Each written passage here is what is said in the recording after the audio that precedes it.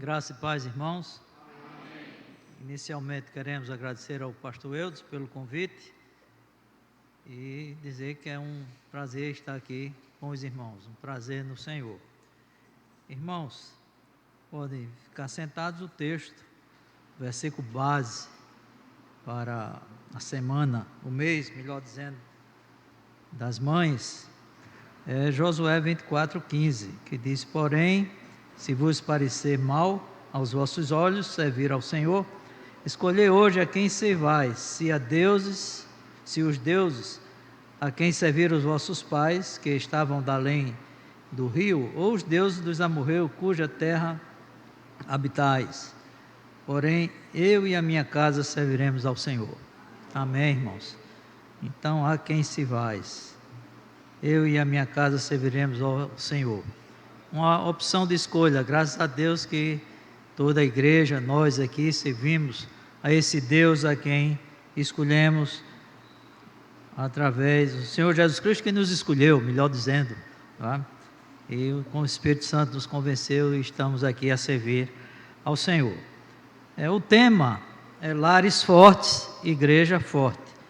O subtema, uma mãe fortalecida espiritualmente e o seu reflexo no lar e na igreja. Vamos orar. Pai Santo, graças te damos por estarmos reunidos em teu nome. Queremos te agradecer pela tua palavra, Senhor, que foi lida. Ó Senhor, aplica aos nossos corações, dá-nos sabedoria do alto naquilo que temos que falar, que teu povo possa ser edificado na tua palavra, em nome do Senhor Jesus. Amém. Irmãos, fazendo um breve relato sobre a família. A família é uma instituição divina.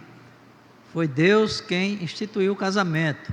Ele viu que não era bom que o homem estivesse só e fez uma companheira, então, para complementar a vida do homem e os dois serem felizes. O desejo de Deus é que houvesse uma harmonia tão grande entre marido e mulher, que eles se combinassem de tal forma que os dois pareciam ser uma só pessoa, porque não teria divergência, tá? Eles iriam viver em comunhão, tá? Combinando em tudo, nessa harmonia aí, e que teriam um lar feliz. Então essa era a ideia de Deus, e até que a morte os separasse. E quando viessem os filhos, seriam ensinados nos caminhos do Senhor, apresentando esse Deus Criador, tá? Que fez aquela união inicial ali. Os filhos iriam ver o exemplo dos pais e teriam lares fortalecidos. Mas o que é um lar fortalecido? O pastor Eudes leu com os irmãos aí o Salmo 127, 128. Salmo 127, 1 diz: se o Senhor não edificar a casa, em vão trabalham os que edificam. Se o Senhor não edificar o lar, em vão trabalham os que edificam. O lar, para ser um pedacinho do céu, como foi cantado aqui o primeiro hino, é necessário que seja cristocêntrico. Cristo esteja entronizado neste lar, no coração do marido, no coração da mulher e no coração dos filhos. E aí você vai ter o resultado de bênçãos advindas da obediência à palavra de Deus, de viver no centro da vontade de Deus. Não há lugar melhor de se viver do que no centro da vontade de Deus. Então, irmãos, nós, como dissemos aqui, o subtema que nos foi dado é uma mulher fortalecida espiritualmente e o seu reflexo no lar e na igreja. Mas o que é uma mulher espiritualmente forte? É aquela que foi regenerada, é aquela que nasceu de novo, porque no momento que ela reconhece a Jesus como Salvador, os pecados dela são perdoados, ela passa a condição de filha de Deus, o Espírito Santo passa a habitar naquela vida, e ela vai viver agora segundo o Evangelho de Cristo, segundo a palavra de Deus, glorificando Deus em sua vida. E ela, como uma das colunas de sustentação do lar, ela vai ter um lar forte. Homem e mulher para Deus têm o mesmo valor. A sociedade é que estabeleceu outros critérios aí, mas para Deus, tanto faz homem quanto a mulher. O homem, ele é uma das colunas de sustentação do lar. A outra coluna é a mulher. Daí Deus não fazer distinção entre eles, e já mostrou isso nos 10 mandamentos, dizendo: honra o teu pai e tua mãe, para que se prolonguem os teus dias de vida aqui na terra. Esse mandamento tem endereço certo, irmãos. É para os filhos. Honrarem os pais, porque Deus os honra. E estabeleceu esse valor para os pais e na direção do lar e na educação dos filhos. Então, nós vemos aí que esta mãe espiritualmente forte, ela é uma serva do Senhor, uma pessoa que foi regenerada para servir a Deus, convencida ali pelo Espírito Santo. Ela tem uma vida de oração, ela lê a palavra de Deus, vem aos cultos na igreja, ela serve na casa do Senhor, e ela tem uma intimidade com Deus.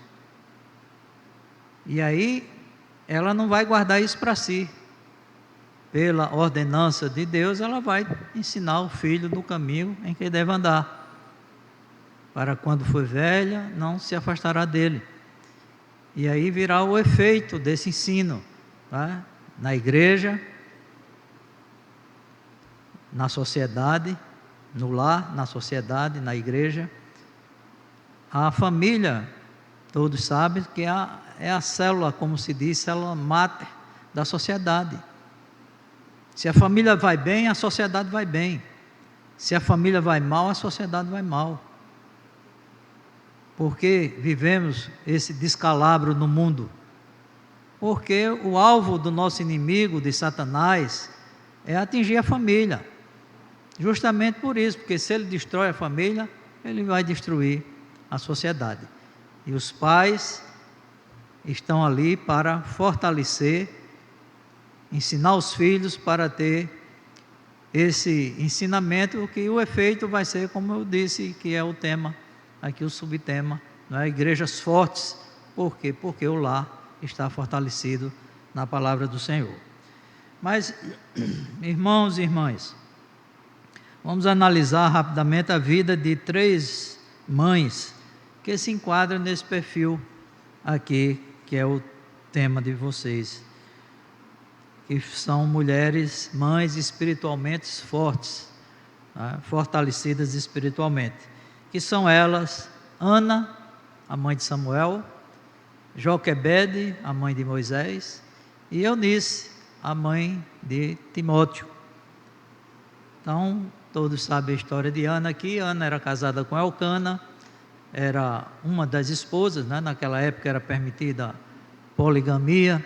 No caso de Elcana, ele era bígamo, tinha 2 mulheres, né? Ana e Penina. Penina tinha filhos, mas Ana não tinha, e era hostilizada pela outra, e o lar dela não era fácil, irmãos. Conviver com a adversária dentro de casa, sempre ridicularizando, porque era estéril. Ana era estéril, mas fisicamente, mas espiritualmente ela não era estéril. Ela orou ao Senhor, e o Senhor atendeu a oração dela e lhe deu um filho, era o que ela mais desejava. E esse filho ela colocou o nome de Samuel, que significa ouvido por Deus. Então Deus ouviu a sua oração. Todos nós passamos por problemas, por angústias, por dificuldades, e nesses momentos temos que recorrer à pessoa certa e entregar o nosso problema, como fez Ana, e Deus resolveu. O salmista diz: na minha angústia clamei ao Senhor e Ele me ouviu. Está lá no Salmo 120, versículo 1. Então Deus escuta o seu povo, porque tem um propósito na vida de cada um de nós. Amém, irmãos? Então Ana fez um voto ao Senhor: Senhor, se tu me deres um filho, eu devolverei, eu te darei de volta, consagrá-lo-ei a ti. para ele te servir todos os dias de sua vida. Ana teve o filho, criou até o momento do desmame, aproximadamente aos 3 anos de idade, e levou lá para o sacerdote, consagrando definitivamente aquela vida ao Senhor. Ana deu o melhor do que ela tinha para Deus.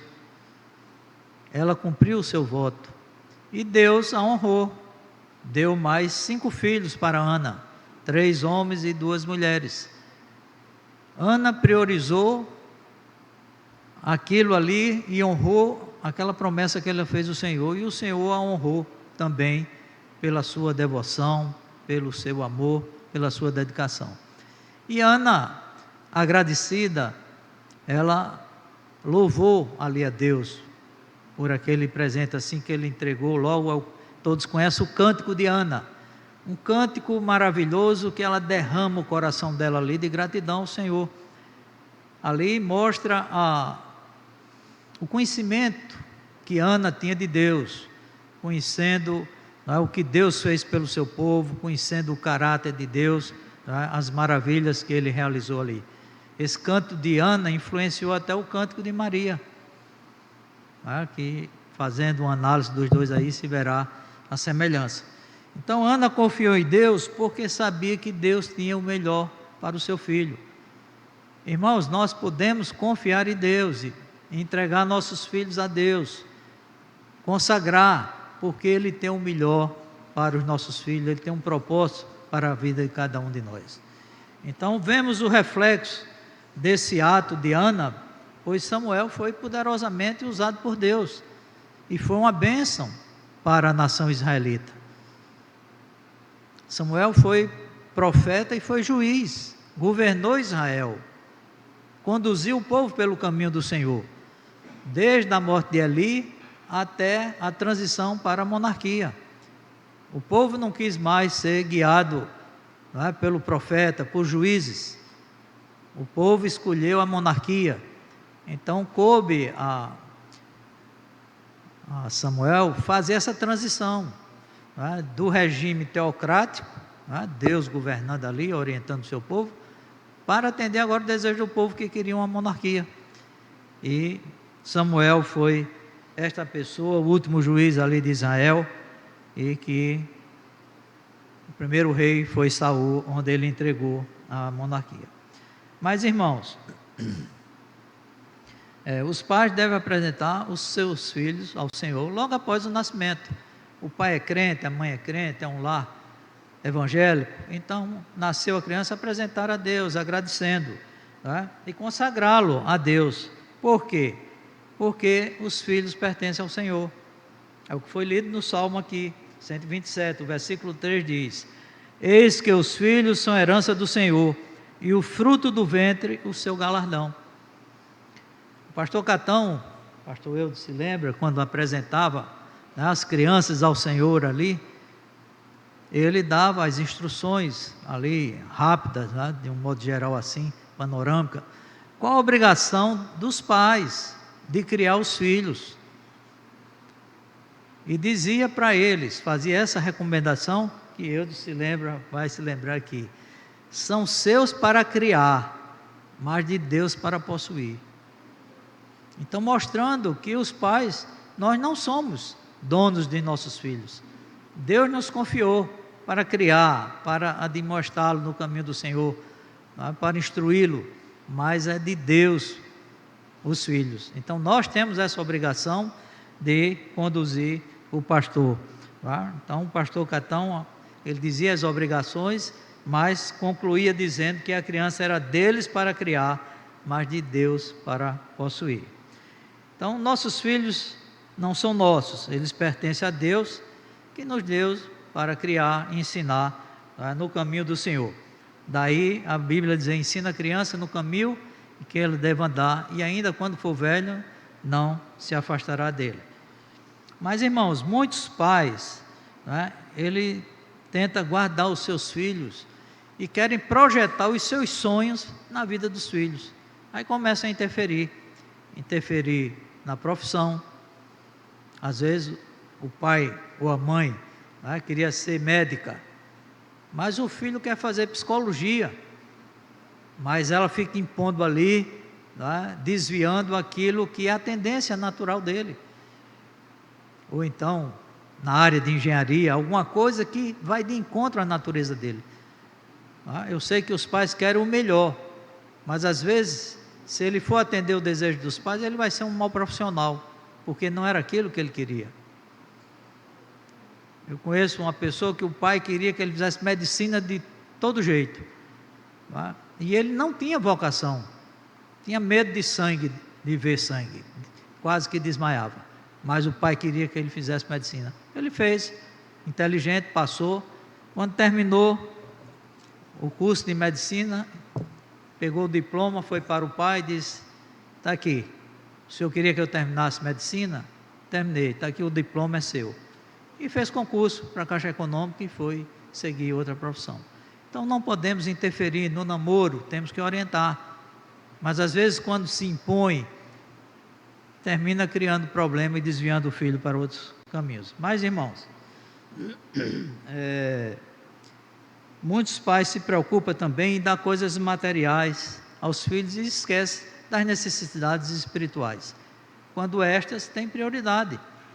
Ana priorizou as necessidades espirituais de seu filho, e vejam a bênção que foi o reflexo disso aí na vida de Samuel, ali conduzindo uma nação e recebendo bênçãos durante aquele período que ele governou ali. E a recomendação de Jesus Cristo qual é? Buscai primeiro o reino de Deus e a sua justiça, e as demais coisas vos serão acrescentadas. Então, a necessidade espiritual, ela tem primazia na nossa vida.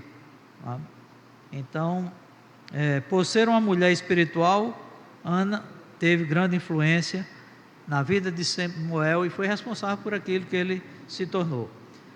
Então, irmãs, criando os filhos no caminho do Senhor, eles serão obedientes aos pais, serão ajustados no lar, na igreja e na sociedade. Outra irmã, outra mãe, que espiritualmente também forte, é Joquebede, ensinou seus filhos também sobre Deus. Joquebede, se sabe que ela teve 3 filhos, Arão, Miriam e Moisés. Quando Moisés nasceu, foi sob uma ordem do faraó, para não deixar o povo hebreu crescer, então ordenou matar as crianças. Ela guardou sua criança até quanto pôde, depois colocou numa cesta de vime e soltou ali no rio Nilo, e Miriam saiu acompanhando, e as irmãs e irmãos sabem a história, foi lá próximo onde estava a filha do faraó, se banhando ali, teve compaixão da criança, e já a irmã se apresentou ali, orientou uma mãe de leite para a criança, e ela contratou quem? Joquebede, a mãe de Moisés. Alguém poderia dizer, mas é muita sorte, Moisés foi cair logo onde a princesa estava lá, tomando banho ali. Não, não foi sorte, irmão, é providência divina. O crente não tem sorte.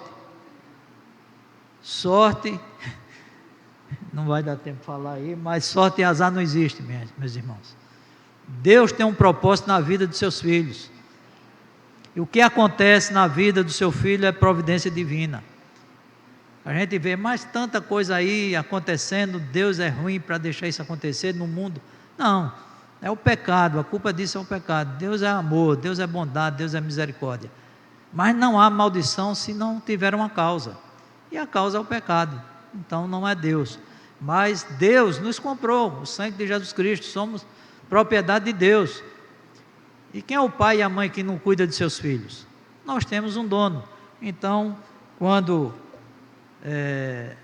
a barquinha, a cesta de vinho foi ali em direção à filha do faraó, é porque Deus tinha conduzido, era providência divina. Por quê? Porque Deus tinha um propósito na vida de Moisés. E Deus o instruiu ali com toda a ciência do Egito, porque tinha um trabalho para ele fazer mais na frente. Moisés foi preparado para ser um faraó. O Egito naquela época era uma grande potência, como os Estados Unidos hoje, a maior potência que existia, com todo conhecimento. Então, Moisés teve essa formação.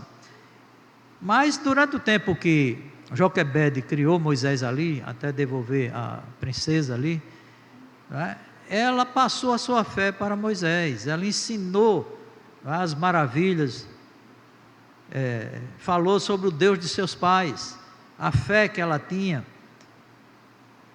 tá? O Deus de Abraão, o Deus de Isaac, o Deus de Jacó. Então Moisés aprendeu também a amar o povo hebreu, e quando ele foi entregue lá para a rainha e cresceu lá no conhecimento secular, ali no reinado do Egito, então ele aprendeu outras coisas. Chegou um momento que ele preferiu, teve que decidir, teve aquele incidente lá, o assassinato de um egípcio que batia no povo hebreu, ali já estava o amor dele pelo hebreu, e era uma pessoa justa, não concordou com aquilo ali, terminou havendo aquela fatalidade, e ele teve que optar, e ele foi embora, tá? Ele optou pelo sofrimento do seu povo do que as riquezas do Egito. E ali, quando ele estava no deserto, já pastando ali com as ovelhas, pastando ali do seu sogro Jetro, ele viu lá a sarça ardendo e foi até lá. E quando chegou lá, Deus se apresentou: olha, eu sou o Deus do teu pai, o Deus de Abraão, o Deus de Isaac, o Deus de Jacó. Quando Deus se apresentou para Moisés, Moisés já conhecia, irmãs, porque sua mãe havia ensinado a ele sobre o Deus de seus pais, o Deus do seu povo. Então não era novidade mais para Moisés, porque teve os ensinamentos aí, não é, do Senhor. O ensinamento nos primeiros dias de vida da criança é fundamental, porque a mente da criança ela está aberta para receber, sem contestação.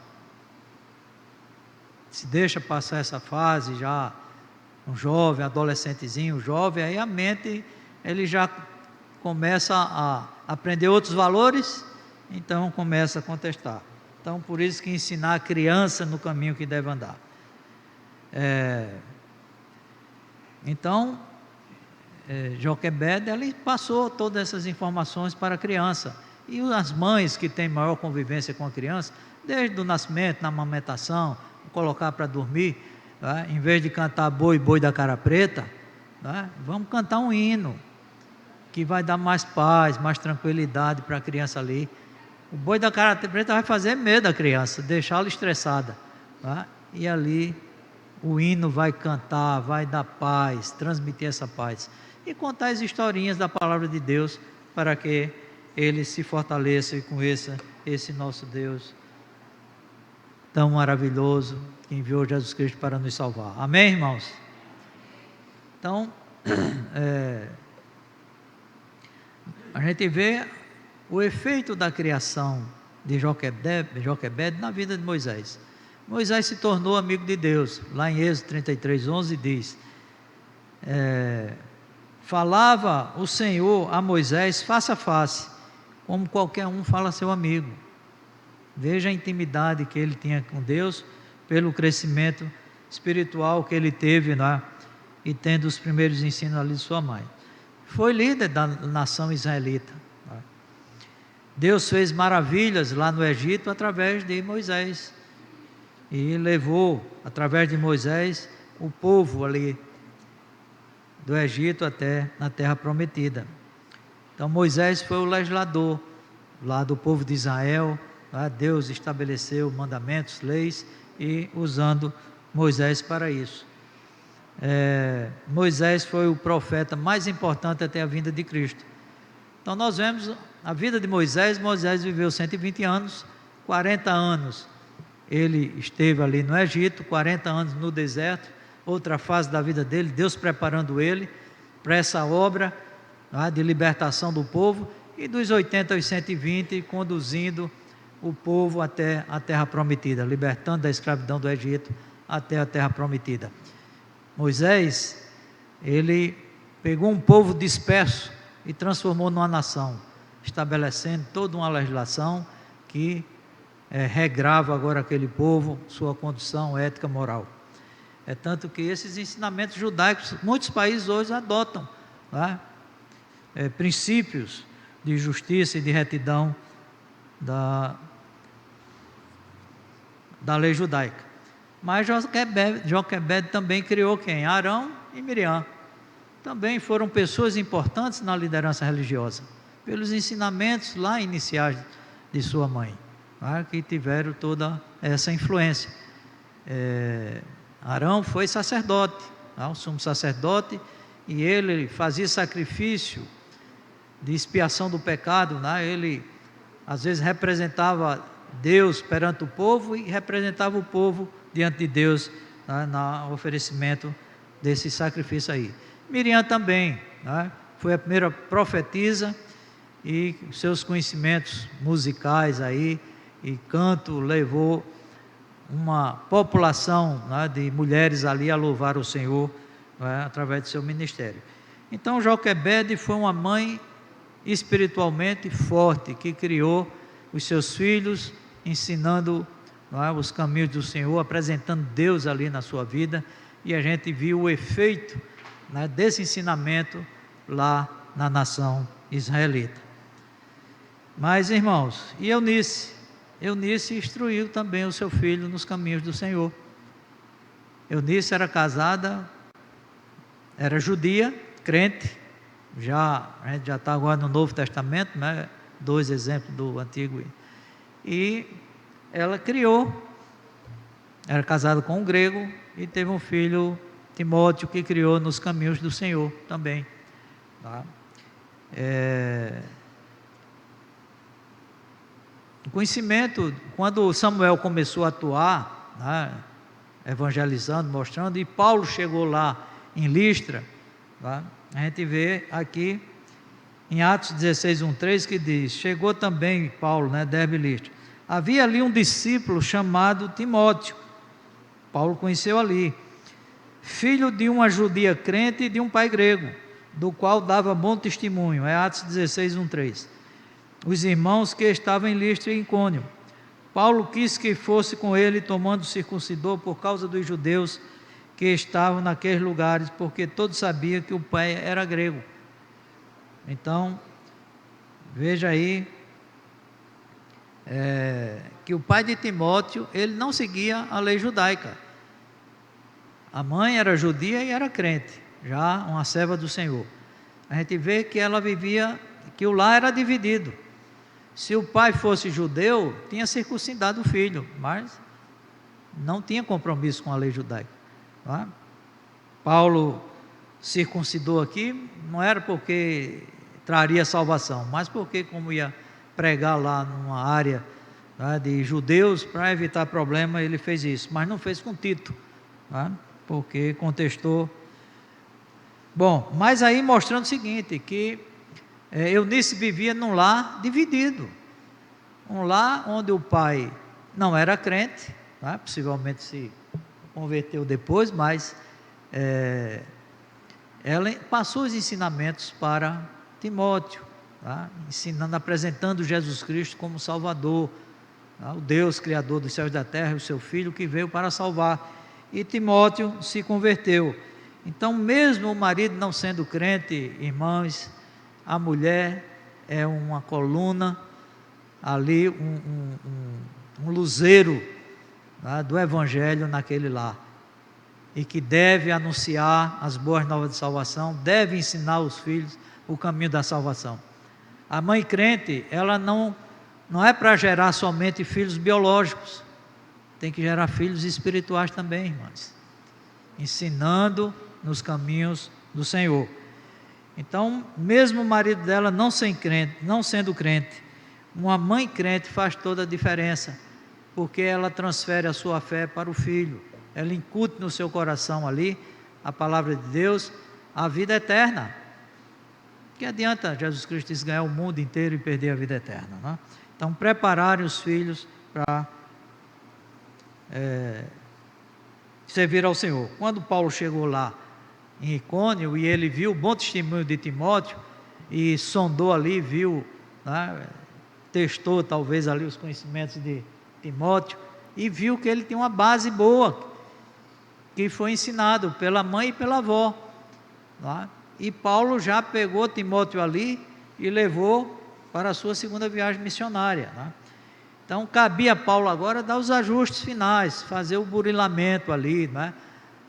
Dar os tratos finais ali para pegar aquele brilhante ali e deixar, né, brilhando mesmo em ponto de vender. Então, veja a orientação de Paulo a Timóteo. Né? Tu, porém, 2 Timóteo 3, 14 e 15. Tu, porém, permanece naquilo que aprendestes e de que fostes inteirado, sabendo de quem tens aprendido, e que desde a tua meninice, olha a mãe aí, sabes as sagradas escrituras que podem fazer-te sábio para a salvação pela fé em Cristo Jesus. Paulo ainda acrescenta, em 2 Timóteo 1,5, trazendo à memória a fé não fingida que em ti há, a qual habitou primeiro em tua avó Lóide e em tua mãe Eunice, e estou certo de que também habita em ti. Transferiu o conhecimento da salvação de Jesus Cristo para o filho, ensinou no caminho que deveria andar. Tá? Então, sabemos que Paulo foi o pai espiritual de Timóteo, mas quando ele pegou Timóteo, ele já pegou bem preparado, né? Ele tinha uma base sólida, firme, sobre o Evangelho do Senhor Jesus Cristo. Amém, irmãos? Amém. Então, Paulo, ele por alguma razão, ele não pôde ir a Corinto, né, visitar lá e pregar os irmãos ali, ele mandou Timóteo. E aqui diz, por esta causa vos enviei Timóteo, meu filho amado e fiel no Senhor, o qual vos lembrará os meus caminhos em Cristo, com toda parte, ensino em cada igreja. Como Paulo ensinava, então Paulo e Timóteo já estava fazendo esse trabalho aí de um missionário, tá? Uma pessoa que foi substituir Paulo. Então, pelo conhecimento inicial lá da irmã. Então, Timóteo foi importante para a igreja cristã, a igreja primitiva, combateu muitas heresias ali, principalmente lá em Éfeso. Mas, irmãos, cuidar de filhos no mundo de hoje não é fácil. Se a gente vê aí, existem muitas formas de desencaminhar os nossos filhos dos caminhos do Senhor. A gente viu aqui essas 3 irmãs que ensinaram os seus filhos. Lá, aquela sociedade era uma questão. O mundo é dinâmico, as sociedades são dinâmicas e coisas novas vêm aparecendo. Hoje, como nos deparamos? A criança está na igreja, o adolescente, o jovem, né, recebe os ensinamentos, mas tem uma série de fatores aí que pode desencaminhar o jovem da igreja. Se ele não estiver firme, né, bem fundamentado aí, e se deixar alimentar por essas coisas do mundo.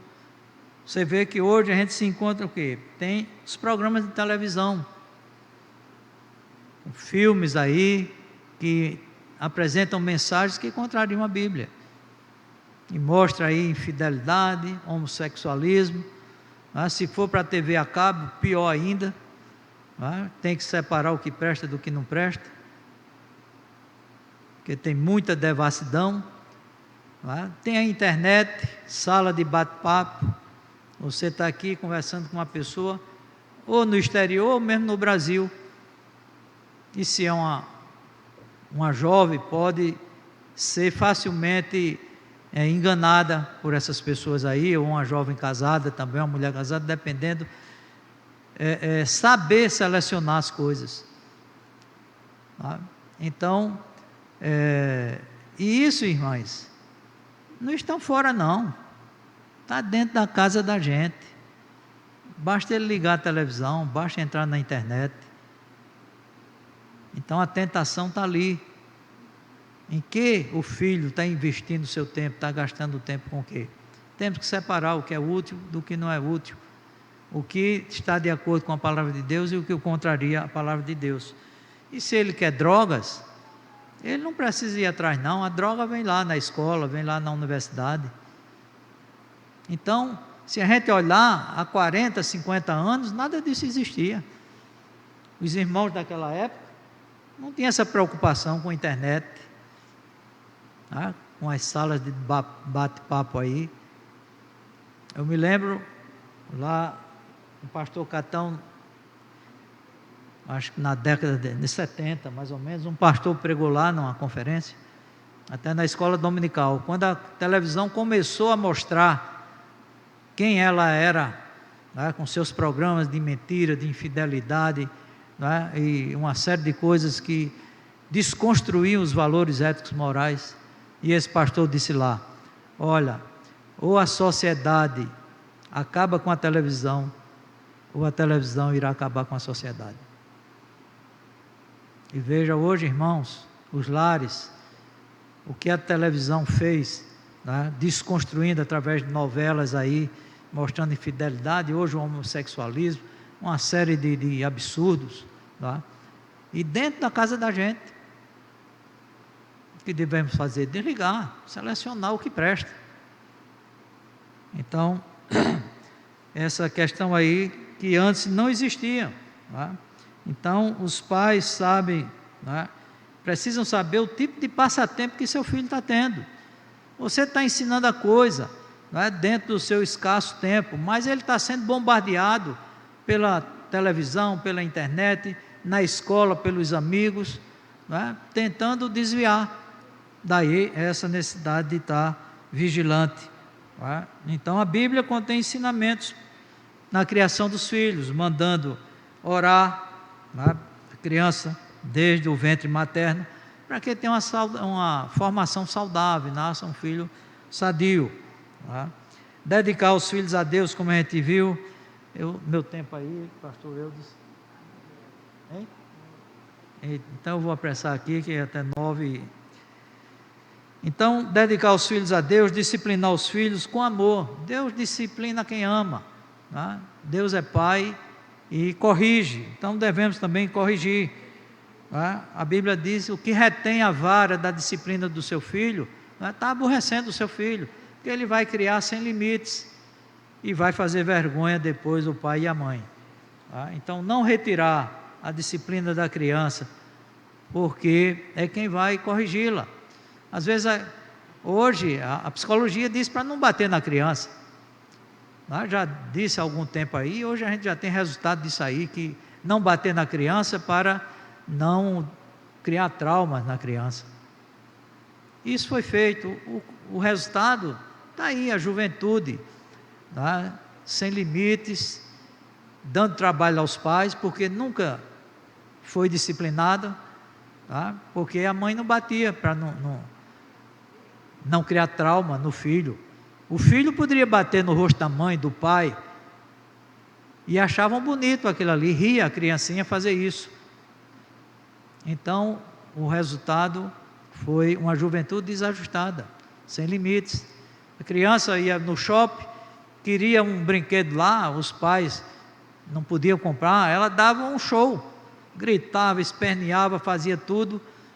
O pai às vezes procurava até ocultar aquilo ali, ou mesmo sair daquela situação por vergonha, porque não tinha autoridade para o filho, para uma criança daquela. Por mais que repreendesse, a repreensão não chega no ouvido, porque ele já está acostumado a não obedecer.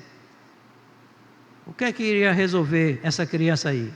Era a vara da disciplina, umas palmadas no bumbum dela ali, no instante a repreensão chegava no ouvido dela, e ela começava a ver quais os limites dela. Mas, irmãos, é ensinar os filhos para a vida espiritual, secular, né? A gente viu que essas mães ensinaram seus filhos em casa.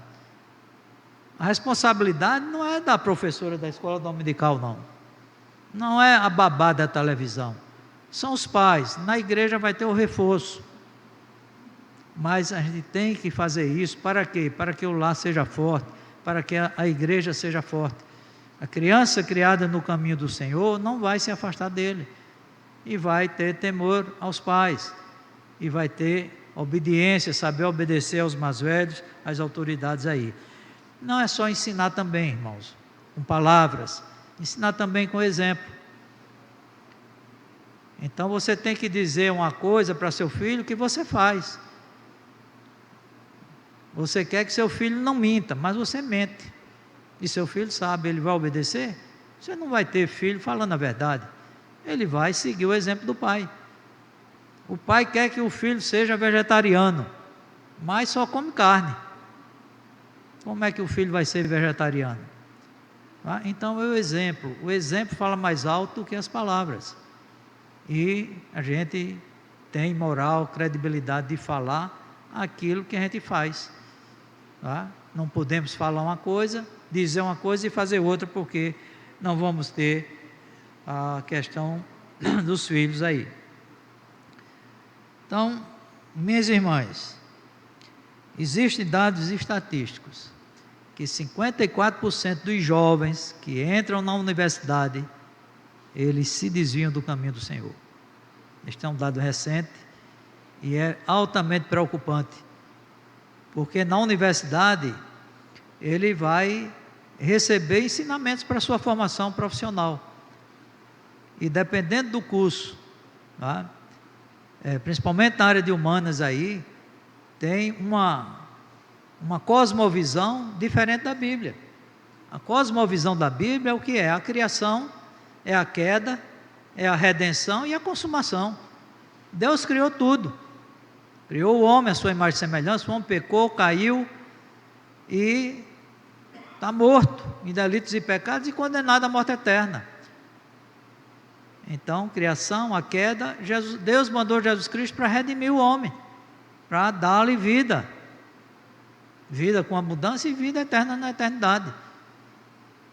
E vai ter o final, vai ter a consumação dos séculos, vai ter acabar com toda forma de mal, de pecado e entrar no estado eterno.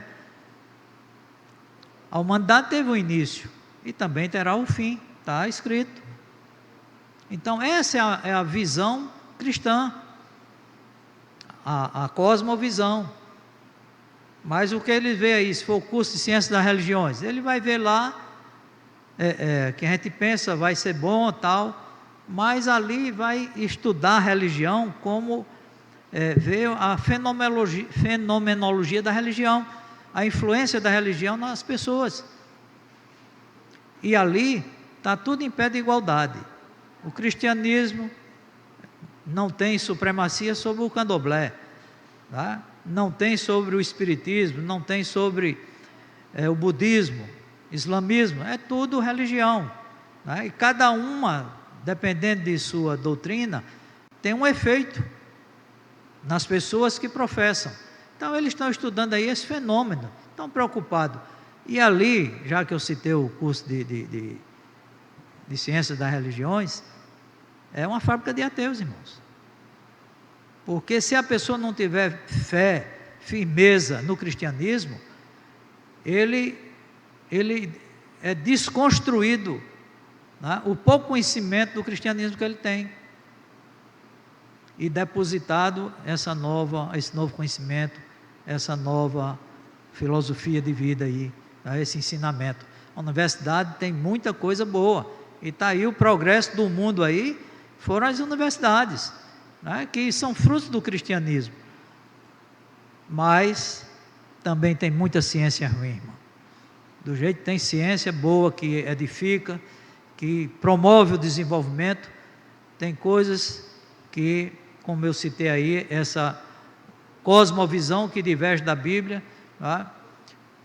o achado científico, pela experiência, pela verificação, pela pesquisa, que conclua divergindo dessa cosmovisão bíblica, ela vai desviar a pessoa, porque ela não está na mesma direção da cosmovisão cristã. Se ela diverge do ensinamento da Bíblia, então o crente tem que fazer opção, tem que obedecer o que está na Bíblia. Quem escreveu a Bíblia? Foi Deus, Espírito Santo, que revelou a homens santos. E se a gente vê aí, a Bíblia é contestada muito, mas se a gente vê a arqueologia aí, ela está confirmando o que a Bíblia diz aqui, muita coisa do que está escrito na Bíblia, que foi tão combatida. Só dar um exemplo aí, os eruditos, eles disseram que esses livros aqui, os 5 livros aqui do Pentateuco, não foram escritos por Moisés. Por quê?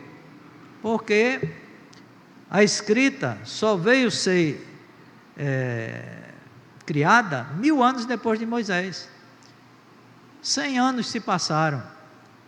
Em 1967, 2 pesquisadores da Universidade de Roma, lá no norte da Síria, encontraram lá num sítio arqueológico as tábuas de Ebla, onde tinha o nome de Adão, o nome de Eva, tinha Sodoma, Gomorra, Noé. E quando foram olhar a data disso aí, era 1200 anos antes de Moisés. Então veja bem, durante 6 anos a erudição, os cientistas, não é, desqualificavam a Bíblia, desconstruíram, não é, que não foi escrito por Moisés, porque não existia escrita. Só que 100 anos depois foi descoberto pela própria ciência, aí é a boa ciência, a outra é a ciência ruim, descobriu o quê? Que a escrita já existia há 1200 anos, e tinha esses registros. É tanto que para a arqueologia, a Bíblia tem um valor significativo, não como a palavra de Deus, que o cientista não vai, mas como um livro histórico, porque está dito aqui há 1000 anos, 2000, 3000 anos, e eles estão constatando agora através da arqueologia.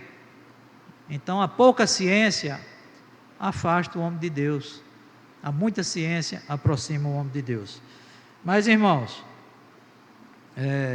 aí vem a orientação de Paulo, né? Ele diz: tende cuidado para que ninguém vos faça presa sua por meio de filosofias e vãs subtilezas, segundo a tradição dos homens, segundo o rudimento do mundo e não segundo a Cristo.